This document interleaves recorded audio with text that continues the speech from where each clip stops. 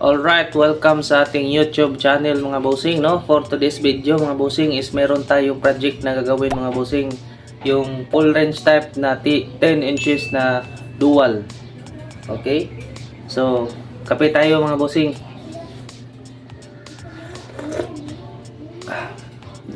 Okay, bago natin simulan yung ating pagbuo ng box na nasa likuran natin mga bossing. Ayan. So, natapos na natin yan layout. So, i-shoutout ko yung bago ko mga subscribers, no. So, hindi ko lang kayo maisa-isa pag shoutout kasi marami. Tapos hindi ko rin na ready yung mga listahan sa pangalan nyo. Kaya sa susunod na video ko na lang kayo i-shoutout isa-isa mga bossing, no. So, shoutout sa ating new subscribers. 16 sila lahat mga bossing, yung bagong subscribers natin sa ating YouTube channel. Alright, this is Leobers DIY Soundwork. Again, welcome to my YouTube channel. Okay, yung ating video ngayon mga bossing is about dito sa ating project, no. So, pinagawa sa atin ng ating customer. Ito ay gagamitin niya sa pang videokin niya sa bahay mga bossing. Ito yung ating layout, oh. So, dual 10 inches to mga bossing na full range type na video key. Okay? So sa mga gustong malaman kung ano yung sukat nito, so tapusin nyo lang itong ating video para mabigay ko yung sukat ng ating gagawin na box ngayon mga bossing. So sa mga bago pa lang napadaan lang sa ating YouTube channel, no, don't forget to like and share, and then paki-hit sa notification bell para updated kayo sa ating mga video pa na i-upload. So please subscribe mga bossing. Alright. Kape po mga bossing. So ito pala na box mga bossing, no, is DIY lang natin to. Yung sukat nito is DIY lang din natin. Marami na akong nagawa nito na mga boxes pang mid-high. Ganito din yung forma katulad niya, no. Ganyan yung forma mga boss. Pero yung kulay nito siguro is sa part 2 na lang ng ating video mga bossing kasi masyadong mahaba. So medyo matagal pa din itong matapos kasi may kulang pa tayo na materialis para dito. Okay? So importante ngayon mga bossing is yung sukat ng ating box at mabuo natin yung box para mabigay ko sa inyo yung sukat. At least naman kung gusto nyong gayahin, so may pattern na kayo kung ano yung sukat ng box na to, yung ating gagawin ngayon. Okay, so simulan natin yung pagbuo ng box natin mga bossing. Let's go! Okay mga bossing, so dito ko sinimulan yung ating video mga bossing nung binutasan ko yung mga box natin sa kanyang lagayan ng mga speakers. Kasi ito talaga yung una. Yung una kasing video natin mga bossing is yun is tapos na yun na layout natin lahat. Isisingit lang natin tong video na to para at least naman na makita nyo kung paano natin ginawa yung iba. Kasi may iba kasing mga viewers natin na hindi pa talaga marunong magbutas ng mga ganyan sa kanilang mga speaker. So yan lang yung gamit natin mga bossing sa pagbutas, no. Kailangan ma-jigsaw tayo mga bossing para madali lang yung pagbutas sa ating mga speaker box. Kasi kung wala kang ganyan mga bossing tapos magmano-mano ka, pwede man yun mga bossing, pero mabagal yun, matagal matapos. Kaya mas maganda mga bossing may power tools tayo para mabilis yung trabaho. Okay.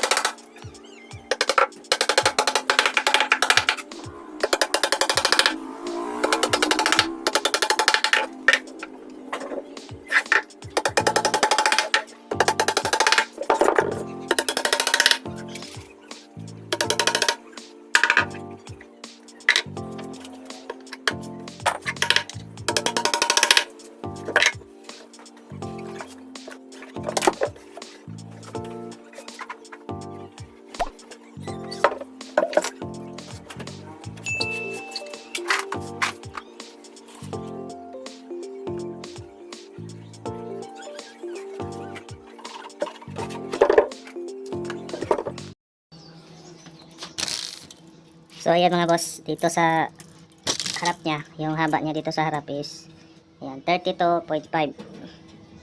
Yan mga boss, 32. Yan. So 32.5 yan mga bossing. Yung haba niyan sa yan, galing doon sa baba papunta dito sa taas. 32.5. Tapos yung lapad niya mga bossing is 11 inches by 3/4. Ayan mga boss, 11 inches by 3/4. Okay? Tapos dito naman sa gilid mga boss, so dito tayo. Ayan. Dito naman sa gilid mga bossing is 15 inches. Ayan mga boss. 15 inches tayo diyan. Yan 15 inches. Dito din 15 inches din yan mga boss. Okay? Yan. Tapos yung ating design dito sa may harapan, yan. Yan is nasa 1 inches yan mga boss. 1 inches. Okay? Tapos dito naman sa likod, yung takip niya dito sa likod mga boss, yan is nasa 10 inches mga boss.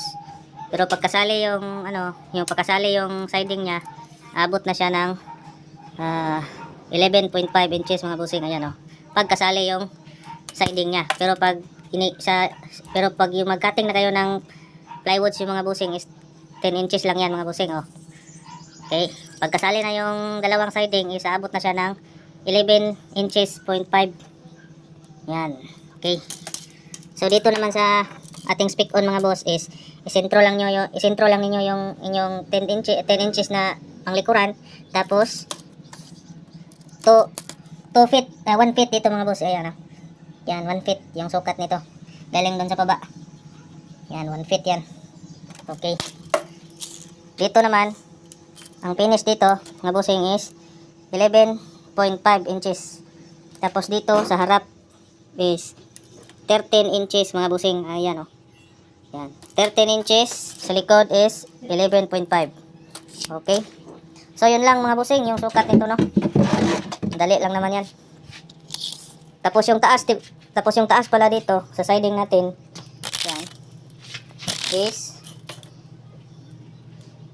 nasa 32.5 inches pa rin mga bossing. Yan 32.5 inches. Pero pag finish na siya mga bossing, kasali na yung bottom at saka top niya, is aabot siya ng 34 inches mga bossing. Ayan 34. Dito naman sa kabila, ayan, so 34 inches. Okay, so yun lang mga bossing yan yung ating box. So yung ginamit natin dito na horn is 6 yan 6 by 4 inches mga bossing. Yan 6 by 4.5 inches mga bossing. Ganito na horn mga bossing. Pero nakadepende na yan sa inyo mga bossing kung anong horn yung gagamitin nyo. So ito yung available ko kasi dito, kaya ito yung ginamit ko mga bossing. Ayan. Yan mga bossing, yan yung horn natin. Yan yung forma. Okay, so dito, ayan Alright. So 10 inches yan mga bossing 10 inches yung ating speaker dyan. Okay. So may natutunan kayo kahit konti sa ating video ngayon mga bossing And then kung bago pa lang kayo, napadaan lang kayo sa ating YouTube channel don't forget to like and share mga bossing. And then paki-subscribe mga bossing, and huwag niyong kalimutang i-hit ang notification bell natin para updated kayo sa ating iba pa mga video na i-upload sa susunod. Alright, thank you for watching mga bossing, and God bless.